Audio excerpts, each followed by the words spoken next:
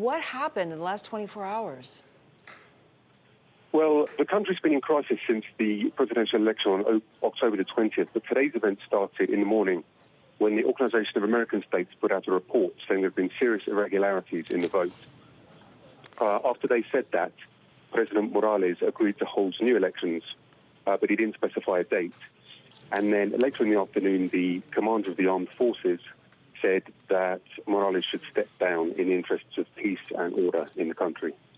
And after that, Morales, having lost the support of the armed forces, he quit. So, jubilation in the streets after this resignation has been accepted?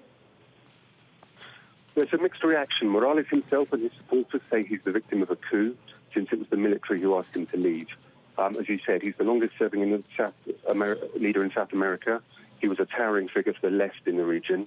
He was an ally of Venezuelan President Hugo Chavez and Nicolas Maduro. And they're all very sorry to see him go and very angry about it. The government of Mexico said he was a victim of a military coup. At the same time, his opponents in Bolivia and elsewhere are saying that he brought it on himself by rigging the election and are obviously jubilant. Matthew, do we know what happens next? Is there any indication of when elections might be held? It's not immediately clear. The country's seen serious violence in recent weeks, which has left at least 3 people dead. And today's events are unlikely to immediately restore order or calm the situation, especially given how angry many of the Morales supporters are. Earlier today, Morales did agree to new elections, but he didn't set a date, and so it's still unclear when these would be and who the candidates would be. And it's not completely clear who's actually running the country right now, since the vice president also quit and the leaders of Congress also quit. Matt, what about the economic implications in the meantime?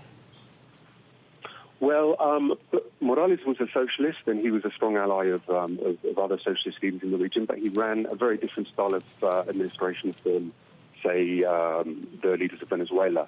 In practice, he was very pragmatic. The country's got a good track record of keeping debt down. Under Morales, the country grew relatively strongly.